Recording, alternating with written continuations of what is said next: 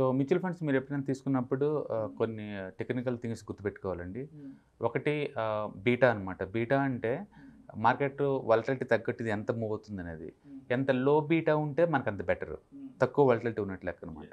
రెండోది standard deviation. ఈ వాలటిలిటీని measure చేసే టూల్‌ని స్టాండర్డ్ డీవియేషన్ అంటారు. అది ఎంత తక్కువ ఉంటే మనకంత బెస్ట్ అనమాట.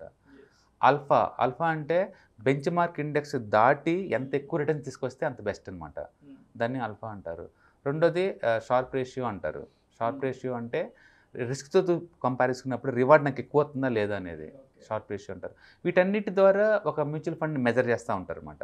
సో, మనం ఏదైనా తీసుకున్నప్పుడు ఈ పారామీటర్లు మనం ఏదైతే డిస్కస్ చేసామో ఈ పారామీటర్‌తో పాటు ఎక్స్‌పెన్సివ్ రేషియో ఎంత తక్కువ ఉంటే అంత బెటర్ మనకు ఆ డబ్బులు మిగులుతాయి. రెండోది ఓన్లీ డైరెక్ట్ మ్యూచువల్ ఫండ్సే తీసుకోవాలి. రెగ్యులర్ తీసుకోకూడదు. మీడియేటర్ కమిషన్‌ని అవాయిడ్ చేయాలి. మూడోది ఫండ్ సైజ్ ఎంత పెద్దగా ఉంటే మనకంత సేఫ్టీ ఉంటాం. డౌన్ ట్రెండ్ మార్కెట్‌లో ఏంటంటే విత్‌డ్రాయల్ రిడెంప్షన్ బిగిన్ అవుతది. ఆ టైంలో సేఫ్టీ లాస్ ఎక్కువ ఉంటాయనమాట. రెండోది సీఏజీఆర్ ఎక్కువ ఉండాలి. సిన్స్ స్టార్టింగ్ నుంచి ఫండ్ ఎంత ఎక్కువ రిటర్న్ జనరేట్ చేస్తే అంత బెటరు.